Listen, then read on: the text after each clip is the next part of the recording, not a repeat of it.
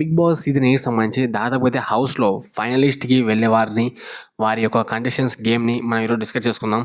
అదేవిధంగా రీసెంట్గా అయితే బిగ్ బాస్ గ్రాండ్ ఫినాలేకి సంబంధించి డిసెంబర్ 5న అది నుండి సాయంకాలం 7 గంటలకు అయితే పక్కాగా గ్రాండ్ ఫినాలే ఆన్వర్డ్స్ కంపల్సరీ ఉంటుంది.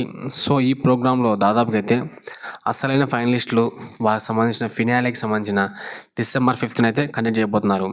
సో బిగ్ బాస్లో దాదాపుగా అయితే ఈ ఈవెంట్కి చాలా ఖర్చు చేస్తారు. సో అలాగే ఓటింగ్ పరంగా చూసుకుంటే దాదాపుగా ఎవరు ఎక్కువ ఉన్నారు ఎవరు తక్కువ ఉన్నారు అనేది మొత్తం బయటపడేస్తుంది. సో ఇప్పటికే ఆల్రెడీ ఈరోజు డబుల్ ఎలిమినేషన్తో కంప్లీట్ అయిపోతుంది పృథ్వీతో. సో పృథ్వీరాజ్ ఎలిమినేట్ అయినాక నెక్స్ట్ గేమ్ స్టార్ట్ కాబోతుంది. సో ఇందులో దాదాపుగా డబుల్ ఎలిమినేషన్ పోగా మిగిలిన కంటెస్టెంట్స్ నేమ్ ఎలా ఉన్నాయంటే కనుక్కుందాం. సో ఫస్ట్ వచ్చేసి నిఖిల్ ఉన్నాడు, సెకండ్ గౌతమ్, థర్డ్ పొజిషన్లో వచ్చేసి ప్రేరణ ఉంది, తర్వాత వచ్చేసి రోహిణి, తర్వాత విష్ణుప్రియ, ఇంకా నబిల్ అండ్ అవినాష్. సో అవినాష్ ఎటు ఫైనలిస్ట్ అయిపోయాడు. సో అవినాష్కి మనకి సంబంధం లేదు. సో కేవలం మనకు కావాల్సింది నిఖిల్, గౌతమ్, విష్ణుప్రియ, అలాగే రోహిణి, ఇంకా నబిల్. సో కేవలం మనకి ఈ ఐదుగురిలోనే కేవలం మనకి ఈ యొక్క ఆరుగురిలోనే మనకు కండిషన్స్ని సెలెక్ట్ చేసుకోవాలి. సో ఫైనలిస్ట్ సంబంధించి దాదాపుగా ఎవరు సెలెక్ట్ చేస్తారు అలాంటి ఎటువంటి టాస్క్లు ఉంటాయి. సో ఈ టాస్క్లో గెలిచిన వాళ్ళు ఫైనలిస్ట్కి వెళ్తారు. అదే ఫిజికల్గా అలాగే ఇంకా మెంటలీగా చాలా వరకు అయితే గేమ్స్ కండక్ట్ చేస్తారు. ఇంకా చాలామందికి అయితే ఆఫర్ ఇస్తుంటారు సూట్ కేస్. సో మీరు సూట్ కేస్ తీసుకుని వెళ్ళిపోవచ్చు అని చెప్పి అదొక ఆఫర్ ఉంటుంది. ఇంకా గేమ్ పరంగా ఎవరైనా బాగా ఆడుతున్నారా లేదా దాన్ని బట్టి కొందరిని ఇంకా ఓటింగ్స్ ఆర్డర్ ప్రకారం చూస్తారు. ఆ ఓటింగ్ ఆర్డర్ ఎలా ఉందో దాని ప్రకారంగా ఖచ్చితంగా అయితే ఎలిమినేట్ చేస్తూ ఉంటారు. సో కానీ వీళ్ళకి ఎటువంటి అవకాశాలు ఉన్నాయంటే ఎలిమినేట్ కాకముందుకే వాళ్ళకు బిగ్ బాస్ సంబంధించి దాదాపుగా అయితే నాగార్జున గారు కంపల్సరీ వాళ్ళకు ఒక ఆఫర్ అయితే ఇస్తూ ఉంటాడు. సో సూట్ కేస్ ఆఫర్ అని చెప్పి, నెక్లెస్ ఆఫర్ అని చెప్పి, కార్ ఆఫర్ అని చెప్పి ఇలా చాలా వరకు చేస్తూ ఉంటారు. సో అదేవిధంగా మీకు నమ్మకం ఉంటే మీపై నమ్మకం ఉంచి అదేవిధంగా ఓట్స్ వేస్తున్నారు హౌస్లో మాకు మా ఫ్యాన్స్ ఉన్నారు అని చెప్పి చాలామంది అయితే గట్టిగా ఉంటారు. సో అలాంటి వాళ్ళైతే లాస్ట్ వరకు ఉంటారు.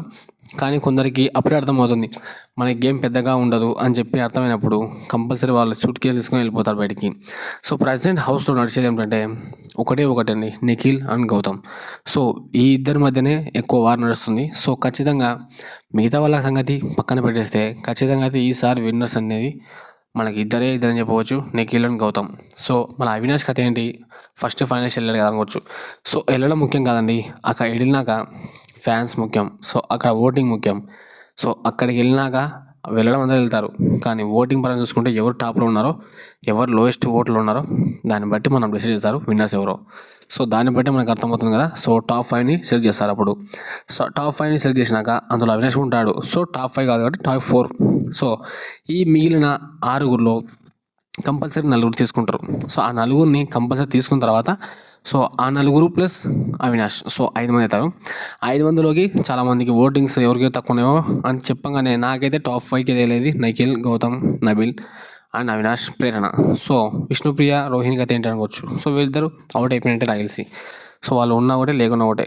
సో ప్రజెంట్ వచ్చేసి నిఖిల్కి అలాగే గౌతమ్కి మాత్రమే ఉంటుంది వార్. సో ఈ ఓటింగ్ పరంగా అనాలిసిస్ చూస్తుంటే ఎక్కువ ఫ్యాన్స్ వారు తెలుగు వాళ్ళే దాదాపుగా గౌతమ్కి ఓట్స్ వేస్తున్నారు. కన్నడ వాళ్ళకి సంబంధించి ఇక్కడ నిఖిల్కి సపోర్ట్ బాగా తెలుగు సీరియస్లో బాగా మెప్పొందించాడు కాబట్టి సో కంపల్సరీ నిఖిల్కి అయితే ఓట్స్ బాగానే పడవచ్చు. సో కానీ ఈ ఫ్యాన్స్ వారు ఉండడం వల్ల కొంచెం ఓట్స్ డౌన్ అవుతున్నాయి. ఇంకా పృథ్వీరాజ్ వెళ్ళిపోయాడు కాబట్టి సింగిల్ ఎజెండా. సో అన్న ఓట్స్ మాత్రం భారీగా పడతాయి. సో ఇదే విధంగా కంటిన్యూ అయితే మాత్రం ఖచ్చితంగా అయితే ఫైనలిస్ట్ అవుతాడు. సో మొత్తానికి అయితే గౌతమ్కి ఇంకా నిఖిల్కి పెద్ద వార్ నడుస్తుంది. సో నబిల్ కథ ఏంటి అనుకుంటారు. సో నబిల్ కథ అంటే నబిల్ ఆల్రెడీ వాళ్ళ ఫ్యాన్స్ పాంప్లెట్ పనిచేస్తున్నారు. ఇంకా చాలా కొత్తగా ట్రిక్లు చేస్తున్నారు ఓట్స్ వేయాలని చెప్పి. సో ప్రతి ఊరికి అయితే వెళ్తున్నారు, 2-3 దాకా వెళ్ళి ఓట్స్ మరి వేయిస్తున్నారు. ఈ నెంబర్కి కాల్ చేయండి, ఈ నెంబర్కి కాల్ చేయండి చెప్పి. సో ఇలా చేయడం వల్ల నబిల్ కూడా ఓట్ బ్యాంక్ చాలా వరకు పెరుగుతుంది. సో ఓటింగ్స్ పరంగా చూసుకుంటే నబిల్కి ఫ్యాన్స్ మామూలు లేరు భయ, వేరే లెవెల్ ఉన్నారు. సో నబిల్ ఓటింగ్ చూశాక నాకైతే అసలు ఆశ్చర్యపోయాను. అలా మరి ఇంత పబ్లిసిటీ చేస్తున్నారంటే నబిల్కి సపోర్ట్ చేస్తున్నాడు, చాలా గ్రేట్. సో నబిల్ కూడా చాలా హార్డ్ వర్క్ చేస్తున్నాడు. సో ఈ మధ్య కొంచెం జోకర్ లాగా మాట్లాడుతున్నాడు. సో ఇలా ఏదైనప్పటికీ కంపల్సరీ నబిల్ కూడా చాలా వరకు అయితే ఫైనలిస్ట్ అయ్యే అవకాశం ఎక్కువ ఉంది. ఎందుకంటే వాళ్ళ పెయిడ్ ప్రమోషన్ పిఆర్స్ ఉంటారు కదా, వాళ్ళు చాలా గట్టిగా బయట ఓట్స్ వేపిస్తున్నారు సపరేట్గా ప్రైవేట్గా.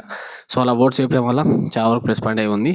సో ఈ విధంగా చూసుకుంటే మనం గట్టిగా ఇలా ప్రైవేట్ వాళ్ళతో ఓట్స్ వేయడం వల్ల నబిల్కి ఓట్స్ బంకింగ్ ఎక్కువ అవుతుంది.